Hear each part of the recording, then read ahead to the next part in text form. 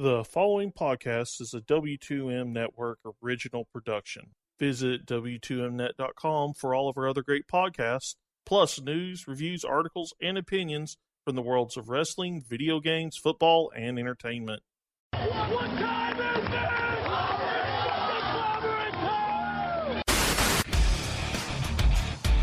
I started to question myself if I was watching Lucha Underground and I had accidentally flipped over to Cinemax. Not a whole lot of faces shown as far when it comes to Brenda, so yeah, you're spot on there, buddy. This is the house that AJ Styles built.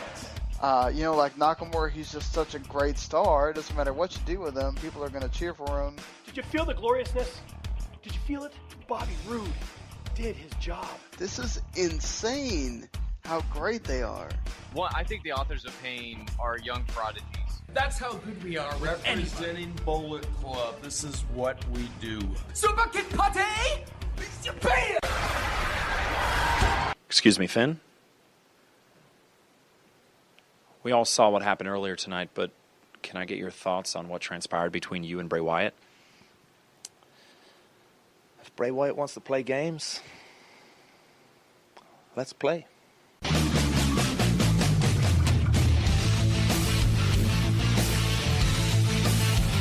Ladies and gentlemen, wrestling to the mat.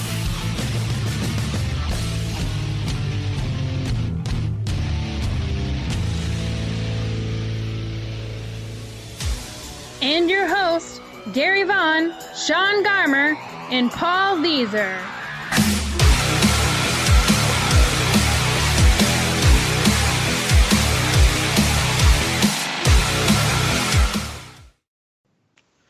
Ladies and gentlemen, welcome to Wrestling to the Max, episode 257, part 1. And of course, we are brought to you by the W2Mnet.com as well as 411mania.com. Hey, and if you love everything that we have to offer, make sure you go find us and subscribe, rate, and review over at Wrestling to the Max or the W2M Network, wherever you get your podcast. Also, don't forget about YouTube as well. It's another great place to go subscribe because they'll even send you an email every time that we have a new episode. Also, make sure you join that Facebook group. Yes, right. We have a Wrestling to the Max Facebook group that is full of life. Lots of people having big discussions in the world of wrestling. Lots of entertaining things also thrown on there that you just don't want to miss out on. So we are everywhere pretty much. We just want to give you guys a heads up wherever every avenue you can go down to find us. I am your host, Gary Vaughan. Along with me is Mr. Paul Leazar. Heyo. And Mr. Sean Garmer. What's up, everybody? And guys, we have a interesting show here to talk about. We've got, of course, some Ring of Honor like we always do on Mondays, but we also got some interesting news topics like, we'll be talking about AJ Styles and a few guys that he wants WWE to sign. We also have GFW losing a couple of guys. We'll be talking about them. Plus, we'll be talking about Okada and his interview recently and some of the interesting details that we got out of that. And a little bit more, like some Total Divas talk. So there's plenty of stuff for us to get into when it comes to the news as well. Really looking forward to this show. But before we get into this show, I just got to say that, we've had a pretty interesting weekend, especially with this show. We did a Battleground review. If no one knows about it, you're going to know about it now. We did it late, and we actually had to do it right before we recorded this show, because of the fact that we had a few things go wrong. I lost electricity for almost the entire night. I stayed basically halfway awake all night because I was like, is it back on? No, it's not. Is it back on? No, it's not. So I was like a dog, man, I swear. I was like, is it there? Is it? Where's it at? So anyway, I had that going on, and so I couldn't record a show. Paul had the night off, and of course, Sean didn't want to do Battleground by himself, which I don't blame him. Wow, that would, Sean, I would have fallen asleep doing Battleground by myself. Yeah, and not only that, I'd be worried about your safety. Like, oh, please, don't let him have any sharp object in his hand. Good God. So, anyway, we saved Sean the headache and the danger. So, we did that Battleground show. You get to hear all our displeasure. Go check it out. It's worth your time. It's just so funny that, it came so late. But we just want to throw that out there just in case you may have, SmackDown Live, and of course, showing you didn't know we did Battleground. We did it. Got to go check it out. But yeah, guys, I mean, that was my journey this weekend. Not only did my power go out, but I had a few other things going crazy this weekend. I'm just, man, I don't know what to say sometimes, but I'm here and I'm excited about being here. But anything going on special with you guys? I know, Paul, I know you went and saw Spider-Man and probably did a few other fun things. Spider-Man, Game of Thrones on Sunday. Mostly just hanging out, doing what I usually do. Really enjoyed the movie, though. I know me and Gary talked about it some couple weeks ago, I think, on a Monday episode. So it's really good. If you haven't seen it yet, I would recommend it. It's really fun to see how Marvel keeps adding on different types of movies that happen to have superheroes in them, if you catch my meaning. Like, this is Spider-Man's very much a teen rebellion flick that happens to have superheroes in it. I think it's pretty cool. Mm-hmm. A lot of fun to watch, definitely. And another movie that came out that a lot of people are probably going to go check out, and which I actually showed up early today with my daughter. I mean, I'm so early that they didn't even have anything on the screen when we showed up in the theater. She was bugging us that much to get inside the theater. So we're sitting there waiting for it to come on, just the commercials. And we went and saw Despicable Me 3. And that was a little fun movie. It was cool. The Minions are themselves and doing all that stuff. So it was cool. The thing I loved about that movie the most is all the 80s music. And I know, Sean, you'd dig it too. I just completely loved all those little 80s throw-ins that they had in there. But I don't know, man. It's one of those where probably none of the other kids got it, but I did. So what's going on with you, Sean? Nothing. Just working, and if I'm not working at the other job, I'm doing something on the side, or just... it's starting to get to back to school, so I'm dreading the amount of money that has to go to buying school supplies and other things. I mean, luckily Kmart is, on discount, everything. But of course, by the time I might have the money to buy things, half that stuff can be gone, so... Well, what you do is you grab a few things here, grab a few things there, put it over in the garden section. I could probably put it in the storage room, but, I don't want to get fired or something. So. Yeah. Well, that's true. I remember doing that back in the day. Like, you'd go to the store, even when you were younger as a kid, your mom or dad, and they're like, oh, these shoes are on sale, but, I'd go back and get a few more bucks, or maybe they didn't have what they needed, so I'm going to come back, I'm going to hide these, and I'll come back and know exactly where they're at, So I remember doing those kind of things when I was younger, but, I mean, maybe you can sneak it. Maybe the bathroom or somewhere, I don't know. Find a place. The ceiling tiles are always good. Yeah, that's always good, too. Anyway, well, enough of me encouraging you to do things that are not really good for you. Oh boy, I know. I can see it now. Sean's like, "Thanks a lot, Gary. Got fired." So, thanks. Yeah. Well, I'm glad all of us are kind of doing our own thing, and everything's been going well. And I'm just excited to be here with you guys. I look forward to these shows, and of course, look forward to also talking about some of these wrestling topics, because every time I see them on the news feed, I'm like, I can't wait to talk to the guys and see their feedback. So let's go ahead and do that now. We got some quick hits to get into, and we will be right back, guys, right after this.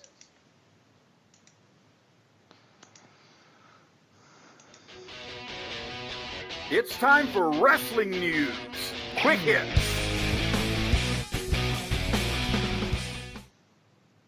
All right. Well, let's start off by talking a little AJ Styles. That's right. He is, of course, one of those guys that you really love watching in the ring anytime he's around. And he's got a few guys that he wants in that same ring with him. And we'll talk about those guys. Surprisingly, it is not one of the guys I was considering, Buff Bagwell. No, not him. God. Don't you? I just thought maybe AJ, he can make anybody look good. Could you imagine him making Buff Bagwell look like $1 million? I mean, Buff's retiring, Gary. Like, come on, man. Let's close the door on that. Yeah. Can I just hold on to him a little longer, Paul, please? I think you have to pay extra for that, Gary. Yeah. I saw that in his email back to me. He had to pay a little extra for a few things. So, Buff, I'm sorry, you are not the stuff for me.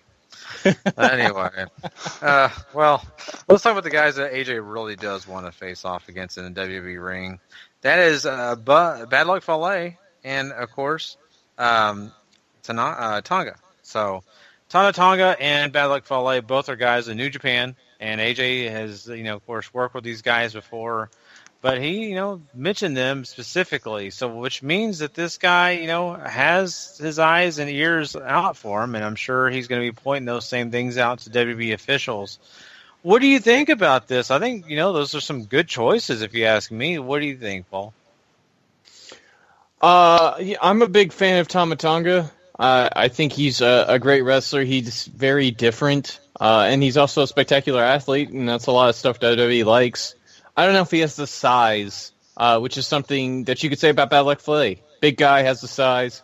Not a terrific wrestler, but I think he can hold his own pretty well. And certainly can be worked with to get to a very good match. So I'd be okay for sure if Tama Tonga shows up. I think that one's only a matter of time. He's still fairly young in his career. Well, not fairly young in his career, but he's still a young guy. Has a lot of time. I don't know so much about Fale. He is older. He seems sort of set. He's got a training school in New Zealand. He seems to be part of New Japan's expansion that direction. So that one might be a little tougher to see now than maybe 3 or 4 years ago. But I could still see Tonga heading that way sometime. Yeah, I think Paul nailed this one. It's Tonga, I feel like, even though, they are obviously moving into the direction of doing stuff in the United States, which helps Tonga, who's been on this crusade about, get out of Japan, New Japan, you need to do things in the United States where it might benefit him more. If this stuff doesn't improve for him where he actually gets a reaction, and those kind of things, I could see him wanting to move and try something different.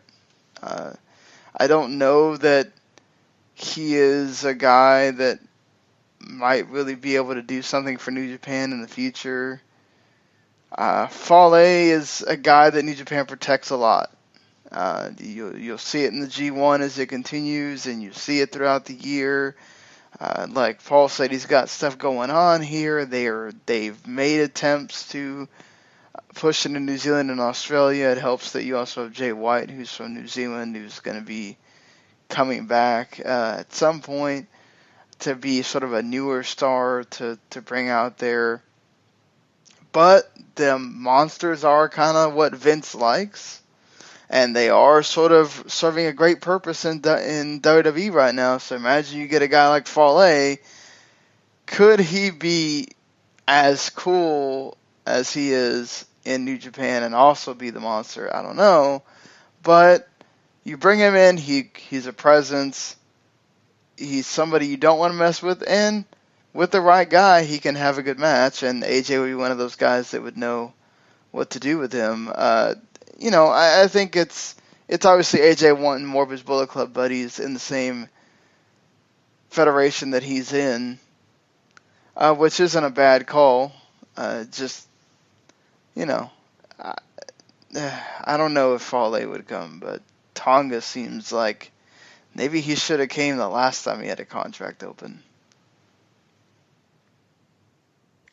Yeah, I mean, that's true. I mean, I think that, there's probably reasons why those guys have made decisions they have, and probably why when their contracts were up, they didn't make that move or maybe throw out some feelers to see if WWE was interested.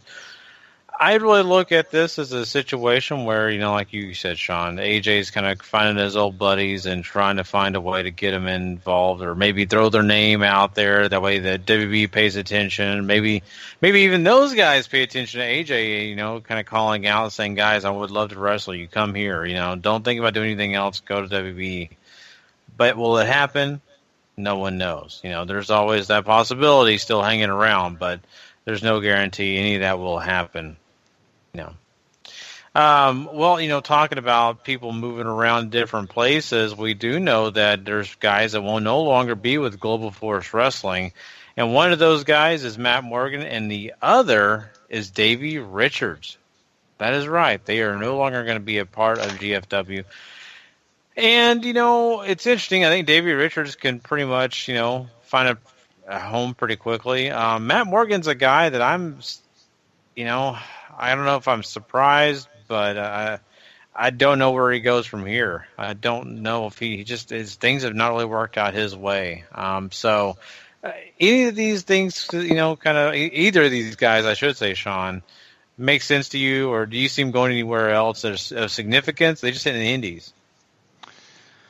Davey Richards, they just had a baby, right? So he might want to take some time off to spend with their kid. After that, he could go to NXT. He's not Mr. Personality. Not that NXT does have guys that are also not Mr. Personalities either. So, he could fit there. I just, I don't know if him being a singles guy there is going to really sell any kind of tickets or anything, but they're into just grabbing anybody from the Indies, right? We got Red Dragon there now, so he's a name. He's on, I don't know how much of a name anymore, but he's a name. He's coming from TNA, which they also like to do. Matt Morgan, WWE didn't care about bringing him back before. He will just be fine doing his Wrestling Inc. podcasts and being on the Indies and doing his thing. Maybe, I don't know, Lucha Underground, if they have a season 4, could think about it. Yeah, I think Matt Morgan was more doing it as a favor to Jeff, maybe, or something like that, just to sort of help the GFW launch thing. I don't know if he's so invested in wrestling that he really cares whether he has a full-time job with it or not right now. And it's interesting, too, that Matt Morgan asked for his release, too. And I assume Davey did. I didn't read his story. I just read the headline, but he's got a lot of options outside the WWE if this is something he wants to stick with. Like Sean said, he's got a family now. Wrestling doesn't seem to be his focus anymore because there was all that talk of firefighting and stuff with him. So I don't really know what you do with Davey unless he just goes back to working the Indies on the weekends and maybe fights fires by day, Yeah, that could be something interesting, right? You're sitting in, somewhere and you see a fire and you're like, oh, God, help. And then you see Davey Richards hop out and you're like, oh, man. Oh, wow. Comes flying in howling. Yeah. You're like, oh, no. At least he's stopping the fires and not putting them out there. So, but yeah, Angelina Love, she usually starts the fires, I think, though. So, at least we hope. I don't know. I feel bad for her. I feel like we need to have a Billy Joel thought in here or something. And Billy Joel, I'm game for that. Let's start with that. I love Billy Joel. Of course, Johnny Cash has the Ring of Fire if we continue with the Firekins conversation. But yeah. We talked about GFW. We talked about New Japan and some of these guys moving on and doing things. And the one thing I was going to ask you earlier, AJ Styles was a guy that, kind of wanted to see some of his buddies come over from New Japan. Is there any specific guys that you would have coming out of New Japan to head WWE or even Global Force Wrestling that maybe leaves Global Force Wrestling, leaves New Japan, that you would like to see in WWE? I'm not talking about big names either. I'm not talking about Okada, guys like that, by the way. Those are the easy answers. Well, no, those are the guys that I don't know that Okada's ever going to come.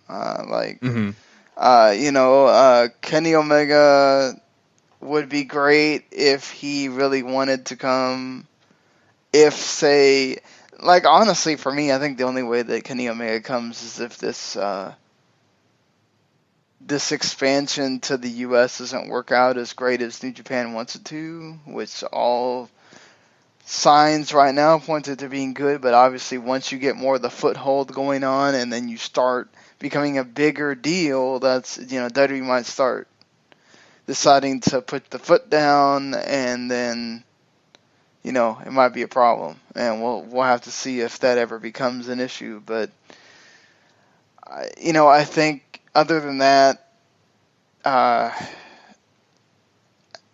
don't know of a Japanese guy that I go, man, I really want him to come over here right now, because not everybody's Shinsuke, right? Like, not everybody's going to just be a hit from the word go, and, Tozawa was able to kind of survive here, but, you could get a lot of more Hideos, and if you get that doesn't really help you at all. I don't know, Paul. I mean, I feel like Michael Elgin, he'd be great, but he's got so much going on his own. I don't know that, and I don't know that he would catch on the same way either. I mean, it's not like we don't see people doing the moves he does now. So, I don't know. You got anybody in mind? New Japan wise, not really. I think people who are over there really fit there well, and it's not like you're working for small potatoes there either. So, Japanese talent wise over there too. What really worked for Shinsuke and Tozawa is that they have a lot of charisma, and it's not even mic wise. It's just in ring wise. There's something about them that makes you want to watch them. Whereas with Kenta/Hideo, it's about violence, and they're only recently starting to scratch that surface with him, I think. So, until I think Hideo proves he can fly a bit better, same with Asuka. If she flies on the main roster, maybe you have some more people who you wouldn't expect from Japan show up. But GFW-wise, I don't know if there's anybody there I really care to see in the WWE. I mean, maybe Moose at some point, but that's really all I can think of off the top of my head. So yeah, I feel like Moose would be great. Yeah, Moose could be interesting. I'd like to see him train with WWE and see what they can mold of him, right? Because I think he's got some potential, but I don't know. When I watch him wrestle, sometimes I'm kind of like thinking to myself, there's something there that they could definitely tweak, but it's not perfect for me. Rose is one that I think would be really interesting to see hop on over to the WWE. I think that'd be kind of a cool twist. Did you say Rosemary? Yeah. Sorry, you cut out in the middle, so I couldn't. Sorry. Yeah, Rosemary. I don't know that they'd let her do the semi gimmick, and that would be a problem.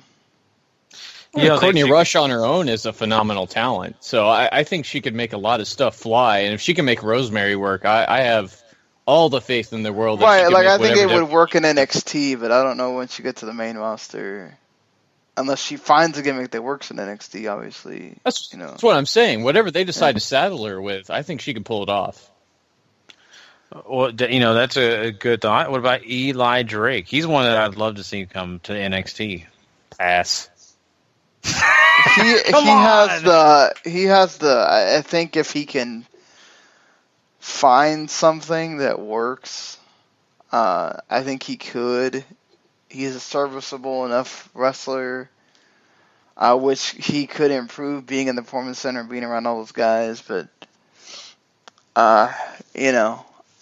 you already got Mike Bennett there that kind of sets your bar. So, I don't know. Yeah. GFW doesn't really have a lot of guys that I go. A lot of them are just ex-WWE. It's either people that I don't feel would be ready for WWE. Outside the talent that's already contracted to somebody else, that's being used right now, which that's another, thing in of itself. But the talent that they have under contract, I'd love to see Trevor Lee, but he'd get stuck in 205 Live, and I don't want that for him, so, I want Ricochet to come, but I don't want him to get stuck in 205 Live either. He has the talent to supersede 205 Live, where, and I think he's said this, that he will not come if they're going to put him there, but just, you know, right now GFW kind of just has all these sort of talents that are just, they're trying to build them into something, or guys that used to be there and are not going to be there again. Yeah, and it's fair enough. I mean, it really is. I look at this as, you know, some great conversation, because you always kind of throw out some names out there to kind of see what people kind of feel about them, how would they fit in with I will the say, talent. if Lashley gets to come back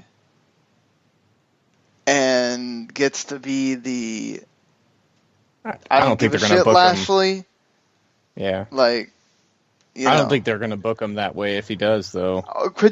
I could see him being in NXT, though, and Triple H just having a field day with that. See, I don't think Lashley doesn't come back to WWE if he's going to get stuck in NXT. Right, he would go to the main roster. I'm just playing devil's advocate here. I don't know. I mean, I feel like, well, hey, we had Drew McIntyre go back to NXT. Drew has the pedigree, like the indie stuff behind. Lashley's 41, and you know, MMA, and he's had some time on him, and he just, I don't think you sign to NXT at that age expecting to get a monster run there. I think he's fine where he is. I think GFW books him as well as he possibly can be, and it works for him. I think coming to WWE is a mistake. Because like, we're seeing it already. Like, so many people are signing that the pool to get your time in is vastly becoming smaller. And that's like, it's great that they keep signing all these talents to NXT and keeping that fresh, but my God, when do you run out of, when do you say enough is enough and sort of let, you know, realize that these talents can develop better elsewhere and all this other things? And I don't know. I get real worried that WWE is just going to become so full of people that you're going to miss out on a lot of other stuff that these guys could have been doing if they didn't sign. Yeah, that's what I worry about, like, how many of these, I know they said that because of the whole, you know, looks thing or whatever, that they may not sign a lot of the women talent out of the Mae Young Classic, but even if you sign, like, let's say, I mean, a lot of those women are already signed anyway. Mm-hmm. I mean, let's say you sign like 5 or, you know, 5 more. Good Lord. I mean, you would really need a women's show to get them all on TV. Yeah, just to make sure they had a spot. Yeah. Yeah, I'm not advocating that they need to do that. I'm saying, you know, like that UK show wouldn't be bad to send some of these guys, if they ever get that off the ground, send some of these guys, maybe they're not UK, but like you could send Bobby Fish and Kyle O'Reilly over there and they would go, you know, the crowd would love them. And you could send, you know, you could send McIntyre over there sometimes. You could send some other guys. And like, I think they would get a fresh feel in front of a different audience. I mean, like you said, Paul, it's just, there's only an hour. Either that or you're going to have to extend an hour of NXT. You're going to sign all these people. You might have to start making NXT 2 hours. Yeah. And that, to me, it would definitely hurt NXT. I don't think that would help at all. So, I mean, it is really tough. I mean, it would get you even more ready for the main roster, and the writing people would be ready for, you know, if they ever get moved or whatnot, because you're basically having to book at least a 2-hour show up there. So. Yeah. It's, you know, it's really interesting for the fact that, like you said, I mean, you've got to get the guys ready, and, hey, making it a longer show kind of prepares them. I just think that, you know, you've got a good thing going into NXT, kind of leave it the way it is, you know, and they're adding more talent, but, you know, they've got to be careful at the same time because the oversaturation and the limited time the guys already have to get out there and showcase themselves. I just think, you know, we've got plenty of the places too, and you guys have pointed that out. So let's hope that they do, you know, play things smart, right, and allow some of the good talent to come. But I mean, also let some of the talents go and do some other things. We'll see. Let's go ahead and move on, though, from that discussion, and let's go ahead and talk about something that's really, really interesting, and I'm really kind of curious what you guys have to talk about this, because you guys really follow this guy closely, and this interview is right up your alley. Okada recently came out and did have a big interview and kind of talked about some things like, wrestling older guys and things like that. So, Paul, why don't you kind of break some of this down for us and kind of talk about what you thought? So Okada did an interview where he talked about wrestling the older wrestlers in the G1, like Nagata and like Kojima and guys from the third generation, technically. And he calls it boring. He says that there's no way they can compete. They're still active, and that's great. And, they're doing all this veteran stuff, but they just aren't in the G1 anymore. And then he goes on to say that he wants stricter requirements to be in the G1 in the first place. And then that's really interesting. I honestly, personally don't have a problem with vets in there. I get what he's saying, though. It plays up to his character for sure, which is where this interview is coming from, too. But the stricter requirements to be in the G1 is a really interesting idea that I think New Japan should look at, honestly. Obviously, champions matter and all that good stuff, too, because they always end up in this for sure. But I don't know how you would go about adding a requirement. Like, do you do wins? Do you do major, does the winning the New Japan Cup get you a spot? Do they do just qualifying matches? I would be really interested to see what kind of requirements New Japan would try to put on people in a future G1 to make sure you have the best of the best in a tournament. I'd like to see that too, just to push up the sports perspective on that, make it more of a competitive thing. You could have certain matches, right, that qualify you in. Obviously, if you're a champion, I think you do need to make, New Japan Cup have a little bit more of another thing. Like if you win, you're in for the G1. If you win the maybe they could even do I know that it's not a thing that they've done in a long time, but maybe if you win Best Super Juniors, you have the option if you want to be in the G1. If you depends on who it is, right? Obviously if it's Tonga, I don't want his brother in there, but you could even do the if your team wins the tag league, you could that both members of that team get in the G1. So there's a lot of things they could do to make this interesting. You could have, now with your USA thing there, you could have a little tournament in the USA and the top two get in the G1 or something, out of guys from ROH and CMLL and your various partner promotions or whatever if you want. So that'd be cool. I'd like to see them do something like that. The thing with the old guys, Nagata has a story, right? It's the last one. He's been in every single one that he's been able to, since he's been there.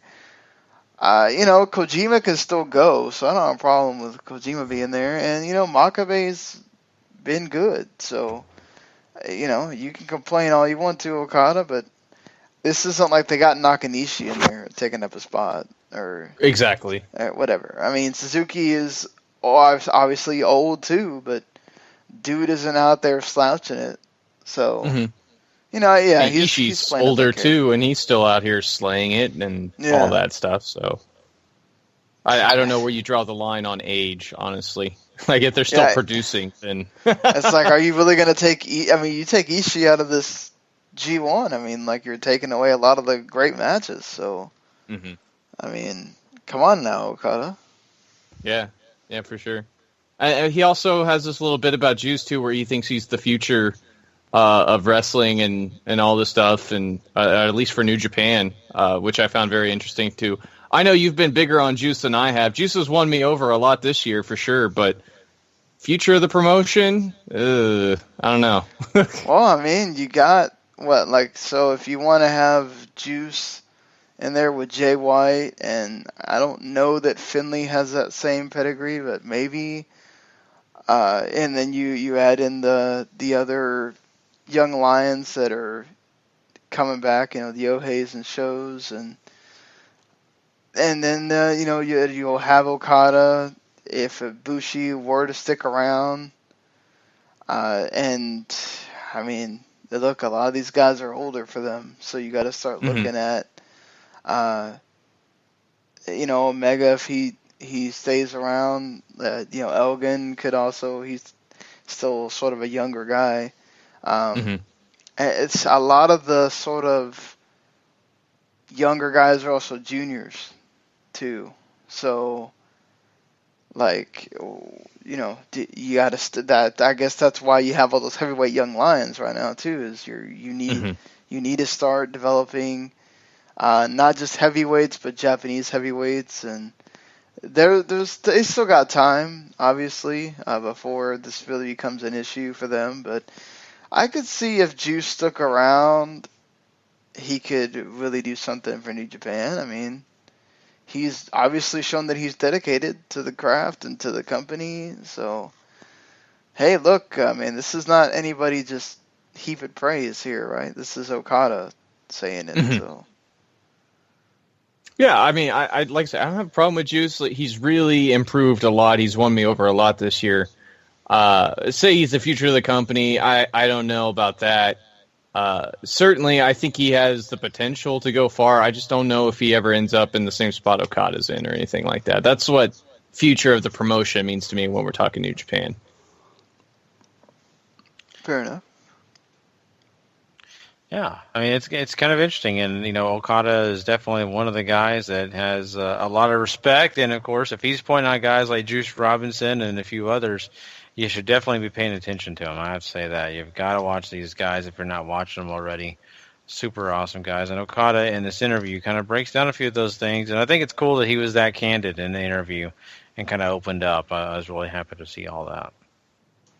All right, well, let's talk a little Total Divas. Of course, their air date will be September 6th for this upcoming season, which will be season 7. And they actually do have the cast. That's Total Bellas is the thing that's coming. Oh, Total Bellas. All right, thank you. Yeah, Total Bellas will be the one September 6th, right, Sean? Yes, which I'm not that looking forward to because now I'm the one stuck doing the reviews. Oh, no. So our reviewer left.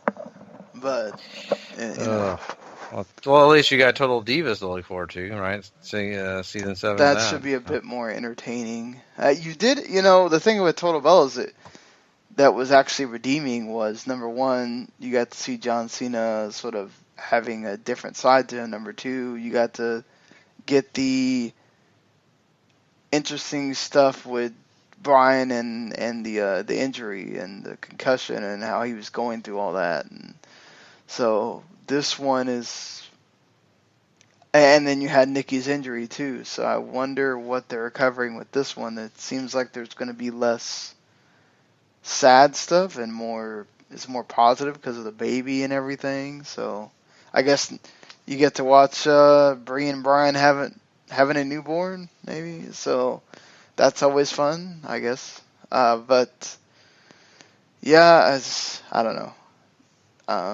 Total Divas should be a lot more fun with the new people they're adding, and yeah, let's see what happens there. You don't have to review the show if you don't want to, Sean. I don't think anybody's going to cry if you don't review Total Divas. I know, but it actually does nice numbers on the site, so I kind of wanted to keep it going. But all right. Yeah. So yeah. Trust me, if it was doing nothing, I wouldn't bother. That's what I kept telling the guy, too. I was like, don't feel like, I don't want you to leave because this is actually doing good stuff. And he's like, yeah, I'm just getting so frustrated with reviewing the show that I feel like I'm going to die inside if I keep reviewing it. So I was like, well, I'm not going to, I don't want you dying inside while reviewing something. So. Yeah. I had to watch the show twice, screen grabbing, so that was talk about, I had to just put like a filter on where I just wouldn't pay attention to what was going on in my brain and not think You have to basically act like WWE. Just don't think logically. Oh, okay.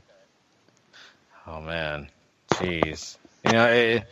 My thing though is, Sean, just don't have any sharp objects watching the show. Once again, well, I mean, like if Braun gets to show up, I think that's cool. You get to see Braun in a different setting. Like, what's cool is the guys actually seem like genuine people on the show, and the women are obviously they play up the cattiness with the women. So like John Cena and Daniel Bryan and The Miz all look like just like nice dudes that you'd want to be around, and the women are it's just like, oh my god, just get away from me, So that's what's funny about that show. But yeah, I mean, like Tyson Kidd gets to come back. It's been a while since we've seen him. He was always funny on the show, making some kind of joke at Natty's expense, and so. It's I mean, I guess Murphy's going to be there with Alexa. I don't know if we'll see him or not, but yeah. That'd be really, fun to, kind of see how that all shakes out. I mean, I probably won't be tuning in because I feel like if I tuned in, it'd be like watching The Ring, one of them climb out of the TV at me or something. But, I think it's good for people who enjoy that show, and, hopefully, you're feeling good after watching it. So. Mm-hmm.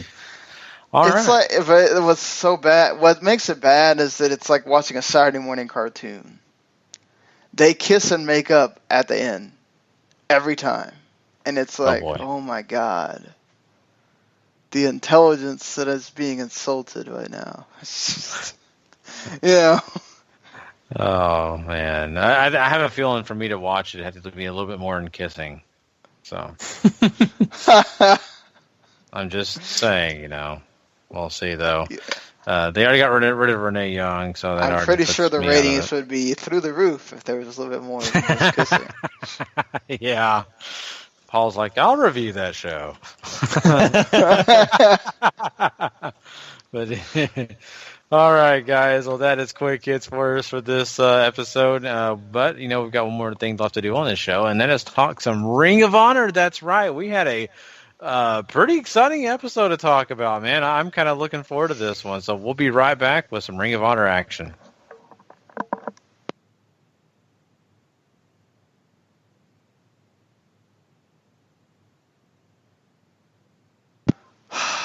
Oh, no, there it is. I was sitting there going, no.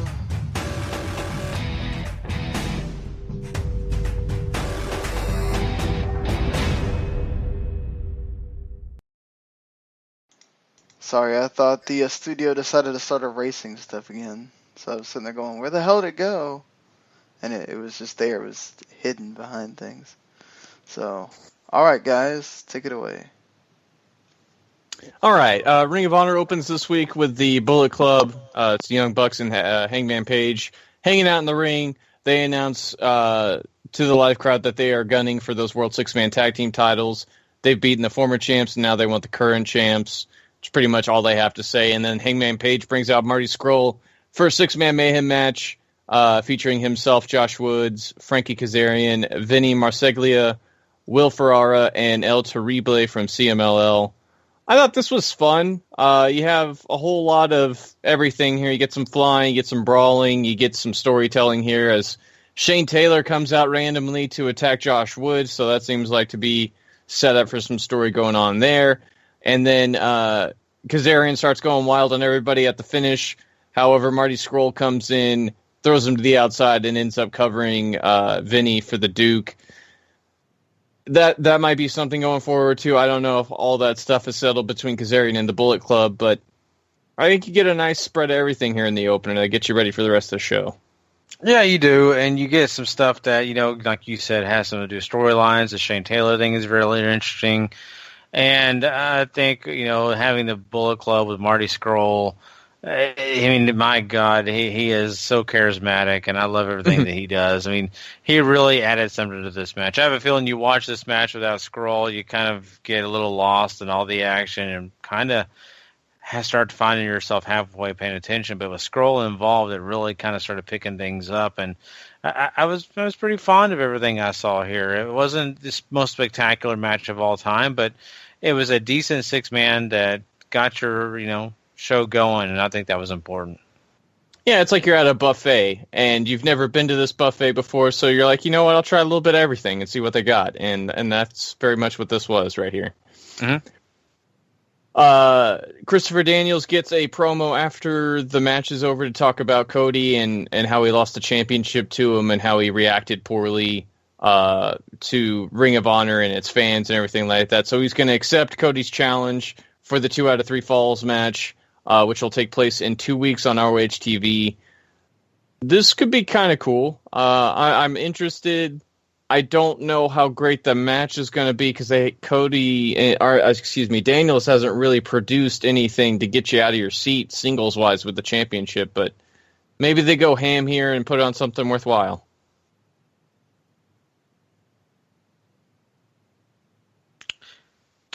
Can you hear me? I'm sorry. I don't know if you can hear me. Yeah, I can hear you now. Okay. Well, I guess I had my deal and was on mute or something. Anyway, okay, so this was interesting. I kind of like this. And, did you see that sign that Silas Young had? The Days Without Jay Lethal? Yes. Yeah, okay, I mean, that's later on in the show. But yeah, but okay, so I'm trying to think what I was talking about. Okay, so what we're talking about here is the, remind me. We're talking about the Daniels promo about Cody and the upcoming Daniels. title match. Yeah. Thank you. It kind of cut out a little bit, so I heard pieces of it, and I thought you were kind of going past that. Okay, so okay. So the audio issues sometimes suck.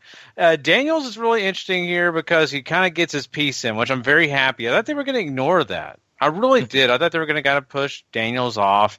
So it gives us a reason to understand that he had to take a time off away because of him getting in the ring with and doing things he shouldn't have with Cody. So this is good. I think they at least give you a little of understanding, push this off a little further without any in reaction. So I'm okay with it. I mean, there's not a lot really here besides the fact of that, but they need to do this, and I think it's important, especially if you're going to make this a big deal, right? So really happy that they gave us a little bit of that. Absolutely. After that, you have the Beer City Bruiser taking on Brian Malonis. This is a rarity in ROH. You don't really get to see a lot of big guy matches, and I think they did pretty well with this. It doesn't overstay its welcome. I think you get everything you sort of want out of this. The Bruiser ends up winning with the big frog splash to keep putting that over. Honestly, I wouldn't.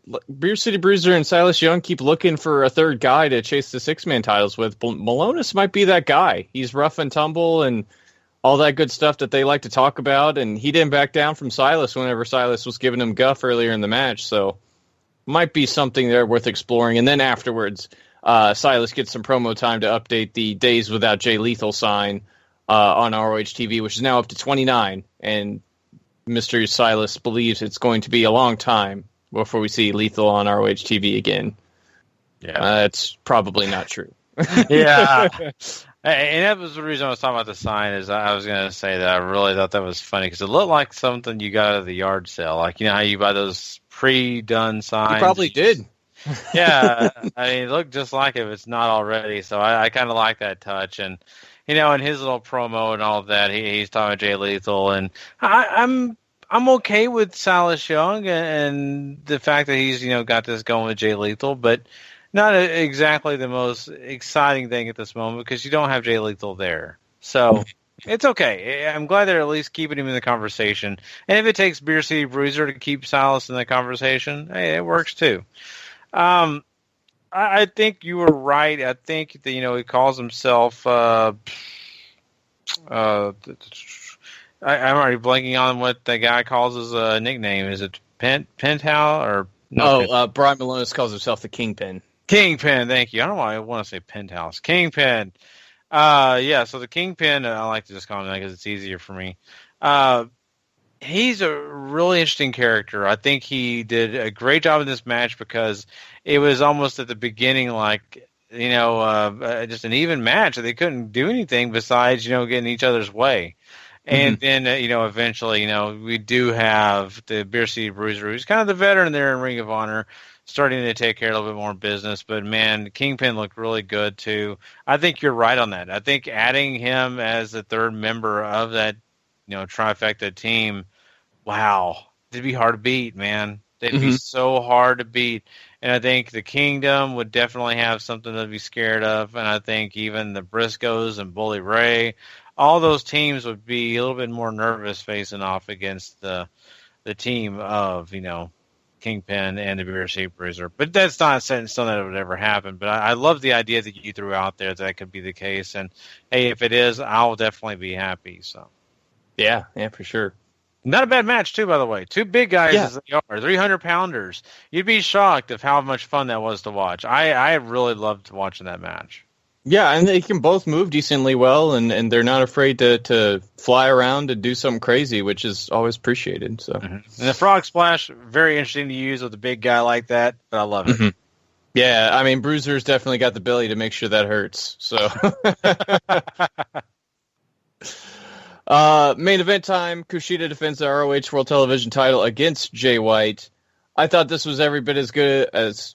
Well, I thought this was as good as I imagined it was going to be. Kushida focuses on White's arm for most of the match. Jay White's usually fighting from underneath to try to prove himself that he does belong facing off against the likes of somebody like a Kushida. He even goes so far as to hit the Kiwi Crusher. However, Kushida kicks out, and this leads to a big striking exchange, and they're just beating the crap out of each other for the last couple of minutes before Kushida manages to trap Jay White on the top rope, locks in the hoverboard lock, and then takes him down with the arm drag into it. Jay almost makes it to the ropes, so Kushida says enough of that, hits the Back to the Future, and retains the championship. Kenny King comes out afterwards to confront Kushida because he's the next man up, and I love this main event. This was quality wrestling right here. I honestly had forgotten about this being the main event, and when I saw that they were going to have this matchup, I was overly excited. This is almost one of the... I really was, and I was like, oh my God, they're going to show this on Ring of Honor TV? I mean, they're not going to tease us with this? We're actually going to get to see Kushida and Jay White? I mean, this is going to happen. And, I started writing my check out to Sinclair because I thought I owed him something. But I thoroughly enjoyed this match. It was a lot of fun. I love the work on the arm that Kushida did on White. I mean, it makes sense. It also plays to, the idea that, if White's arm was better, he could have won the title, all that kind of stuff. And it was telling a story. They did a wonderful job. Both guys put on everything that I thought they would. I mean, I'm not saying it's a 5-star match or anything like that, but it was a really well done match and made me very happy to watch. And they did not let me down. This is not something I walked away kind of saying, man, they could have done better. No, I think they did just fine.